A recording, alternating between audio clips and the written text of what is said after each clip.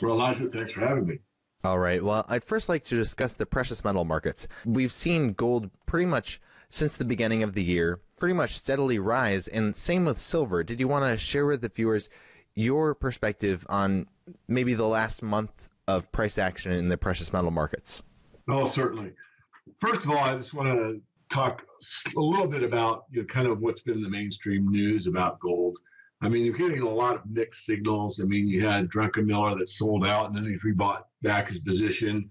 You're getting reports out of certain nation states that it was like a really bad year for gold bullion. Demand is far less than it's been in the past. And then you're seeing other articles that are basically contradictory to that. But there's a couple of fundamental things to look at. And one is, as far as, where is the near-term price action going to go?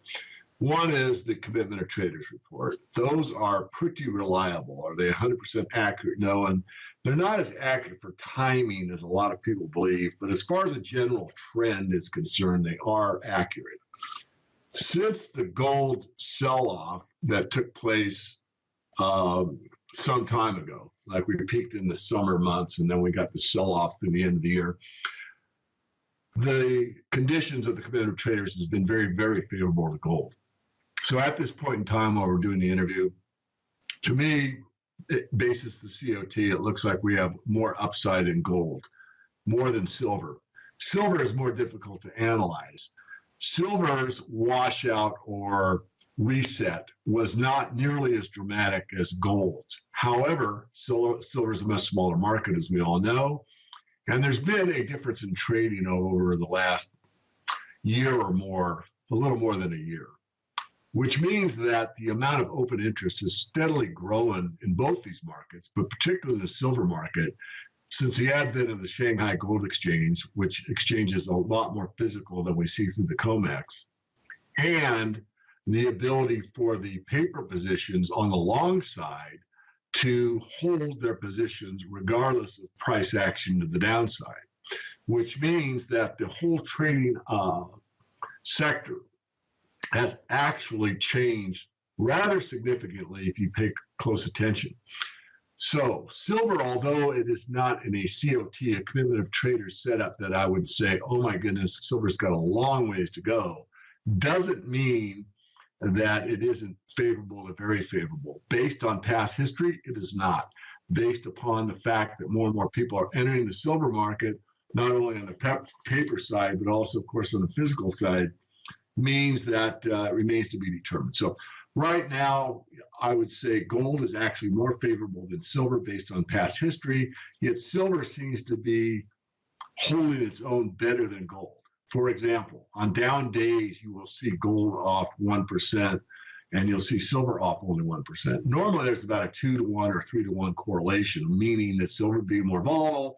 If you get 0.5% down in gold, you get 1 or 1.5% in silver. That isn't happening of late. So silver's acting actually stronger than I would expect. The ratio is actually creeping down, meaning silver's acting stronger than gold. So based on that, and the COT, I would say we still have more room to the upside than the downside. Surprises will probably be neutral. And I think this whole year, because you're probably going to ask me that, is probably going to be favorable to both the metals and probably similar to what we saw in 2016. We saw about a 40% rise in silver, for example. And we'll probably see something like 30-40% this year. And of course, Elijah, forgive me, but as always, I must emphatically emphasize barring a black swan event, because if there were something that happened big in the Middle East or with China or in the South China Sea or geopolitically or in the currency markets or all these things that surround our day-to-day activities that we're all aware of, if any of those trigger points were to happen, then you could see a up limit day in the precious metals and a lock limit up for 3 days in a row or that type of thing. So certainly we cannot rule that out, but we can't bet on it either. So you're saying for the short term, it looks like the gold-silver ratio might actually move higher, meaning, gold will outperform silver in the short term? Because it's right now it's around, 70-1, the gold-silver ratio. So that's your view that in the short term, gold might actually outperform? Possibly. Based on the Commitment of Traders, definitely.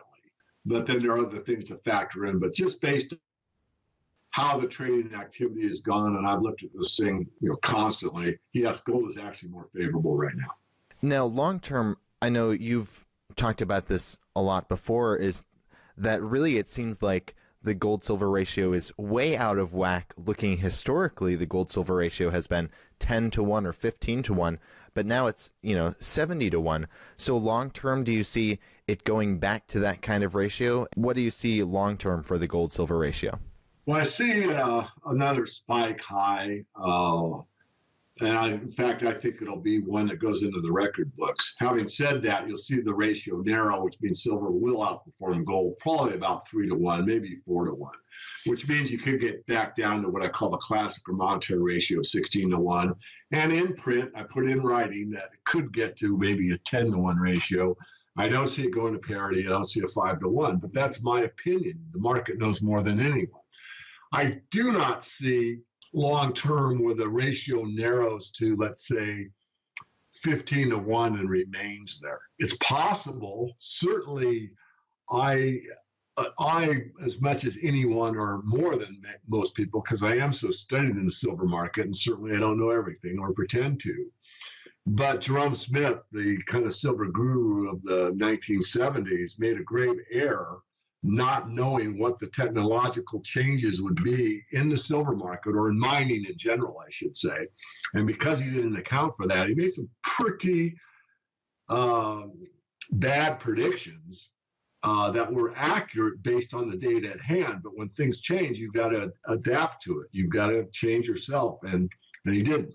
I don't think he actually saw what had taken place, to be honest with you, but, he's not alive to find out. Regardless, I have to remain open-minded that there could be some technological change that uses a great deal of silver for something like an unknown electronic or battery situation that puts a great demand on the silver market. And all of a sudden we're into that, the physical shortage that we've all talked about for so long, and it manifests, and it's just not going to happen. And in a scenario like that, certainly you can see the ratio go to, let's say, 30 to 1. And so the ratio varies between 30 to 1 and 10 to 1, for an example. So I certainly don't rule it out, but as it stands right now with current data and what I know, I would say that it will narrow, it will favor silver, but it will not stay at a low ratio like that unless there is some, major change that, like I just outlined. And certainly I don't know what that is, but I could certainly think of several, but they're all conjecture, they're all speculation.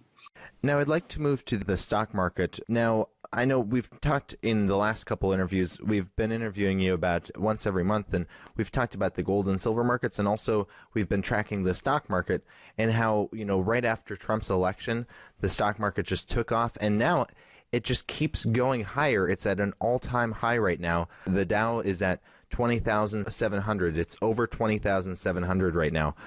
Did you want to give us an update on your thoughts on what the stock market is doing right now? Absolutely. It has been in a distribution pattern for a very, very long time, which means that it goes basically sideways at a high level. And this is a absolutely orchestrated event that takes place in almost all markets. What it means is that the strong hands are selling to the weak hands, but they can't do it instantly, because if they sell a great deal of stock at one time, the price will go down, or if they buy a great deal at one time, it will go up. So they distribute it. In other words, they keep the market at a very high level and sell a little bit and sell a little bit and sell a little bit more, and it keeps selling until basically they've emptied their hands from the strong hands, the guys and the gals in the know, into the weak hands. This can be verified by what's called the internals, because you're getting all the internal things is that the professionals are getting out, that you're getting a low volume and up moves. That is a discontinuity. When you get a big up move, you want to see the volume backing it up, and it is not. So almost anything that a really good technician looks for to see what the true market conditions are would have to admit that the internals are lousy, yet the market's making new highs. So once you do a distribution pattern and you've sold off all of your stock, and I'm saying all, I'm doing that as a metaphor, but most of your stock, to weak hands, then you do what's called the markup. And the markup is where you take the market even higher, because you want everybody that you distribute your stock to think that they're very knowledgeable, they know what's going on, they're making money, and everything looks wonderful, and they are so smart for being in the stock market. And once you do the markup, what you do at the markup is you get short the market. So now you've taken your whole position, you distribute it to the weak sisters, you mark the market up, and they all feel great. And you, the insiders, the knowledgeable ones, the controllers, they go short. And then they pull the rug out. And that's called the markdown. So how long will this take, David? And the answer is, I don't know. But what I do know is the amount of volumes that have been taking place in the stock market for a very long time. So what I just outlined is what will take place. How long will it take? I don't know. More than a week, more than a month. It's going to take a while. But that's the general idea. Distribution, markup, and then, of course, the takedown or markdown. And this will catch a lot of people off guard. And there's nothing that moves faster than a down market. You can have parabolic moves on the way up. And certainly I've experienced a few in my life, believe me. But the markets always go down faster than they go up. So that's where I see the stock market. I wish I could tell everybody listening to your show, Finance and Liberty, that it's going to take place, on March 4th at 4 in the afternoon after the markets close, but I can't say that. Now, the conventional wisdom is that the stock market is going super high right now because people are really excited that Trump is going to be great for the economy. But you're saying it's basically the big money is pushing the market up and then they're going to go short? Yes, at some point. And I agree with you. I mean, part of the reason that they can distribute it easily is that this Trumphoria, or whatever it's called, is taking place. And, certainly, and this is something that, we talked about, I think, on the last interview. I know I've said it in an interview or two, that a lot of people are going to feel better. Fiscal stimulus means that the government puts money in the back pockets of the population, so they're going to feel wealthier because they're getting more money. They're getting jobs. They're doing real work and that kind of thing. And it's all good, good in quotation marks. I'm not against it. And so this stock market euphoria will probably continue for some time. But as far as what other professionals doing, they always lead. They don't follow. So the market's overvalued by any metric that you want. The internals are deteriorating rapidly and have been for quite some time. And it's just a matter of time, and I can't tell you how much time before the markdown occurs. But as far as the mainstream financial channels, and believe me, there's a lot of them that don't know what I just even talked about. That will be saying, oh, we got this, and we're doing this infrastructure build out, and this new company started, and they're able to do this with less energy. And I mean, there'll be a lot of good news out there and a lot of perception that everything is getting better. And in some ways it will. But in the true reality, and when you really analyze it from a macro perspective, we can't build our way out of this. There's not enough real growth left in the economy. And I don't want to be so assured of myself or of what the markets are saying or interpreting what the markets are saying that I haven't missed something. But I really doubt it. If there were something to occur that really did have a substantive impact on not only on the markets, but life in general, like some type of new form of energy that was very cost effective. I think this Cliff High of the WebBot or the Alto reports talks about the new electrics. I mean, if something were to happen technologically wise, it wouldn't even have to be technology that produced a big shift in the markets, then I'd be the first to say, hey, I was wrong, and things are getting better and the market is going higher. But I don't see that currently. So last week, Janet Yellen said to Congress that it would be, quote unquote, unwise to wait too long to hike interest rates. Now, this seems a little bit contradictory to what the impression that a lot of people had about the FOMC meeting a little while back. The impression was that they were going to wait a while to hike interest rates. But I guess, what do you make of all of this, and what do you see the Fed doing in the near future, and how do you think that'll impact the markets? Well, if you see my interviews with Dr. Michael Berry that we have for our website members, and I think I put some of it out in the public domain, I mean, basically Michael lectures to the Fed board every year. And every year that I meet up with him, I usually see him 2 or 3 times a year face to face, I interview him and ask him exactly what happened at the Fed meeting where he, provided a presentation. And he basically says with not mixing his words that the Fed doesn't really know what they're doing. They really are actually fairly frightened. My words, not his, but concerned, I think, is the word that he used. They are followers, not leaders. I mean, a lot of people think the Fed controls a great deal, and they do. But what they really don't control is interest rates. As sorry as that sounds, when interest rate pressure moves the market up, in other words, interest rates by the market start going higher, the Fed will follow and move rates up.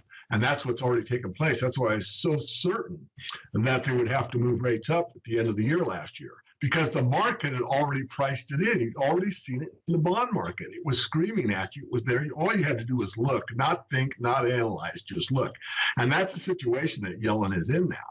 She's going to have to follow what the people that are on the floor of the exchange, which is a metaphor, everyone trades off floor now electronically, but the idea is that the bond market is going down. I'm almost certain the bond market is peaked.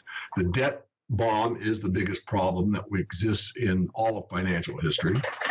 And interest rates are moving up because of that fact.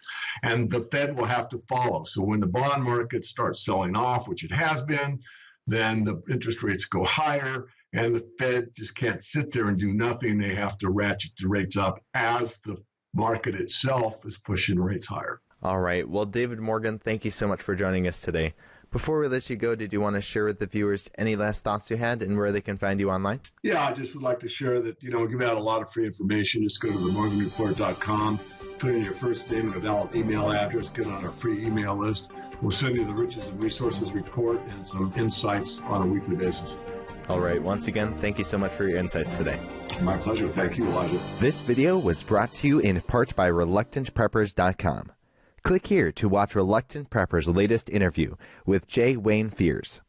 If you're suddenly forced into the outdoors and need food to survive, how can you find safe and nourishing wild edibles? What basic rules will keep you safe as you supplement your emergency food with what you can find in the backwoods? And most vital, what must you never do if you want to live through your wild eating adventure?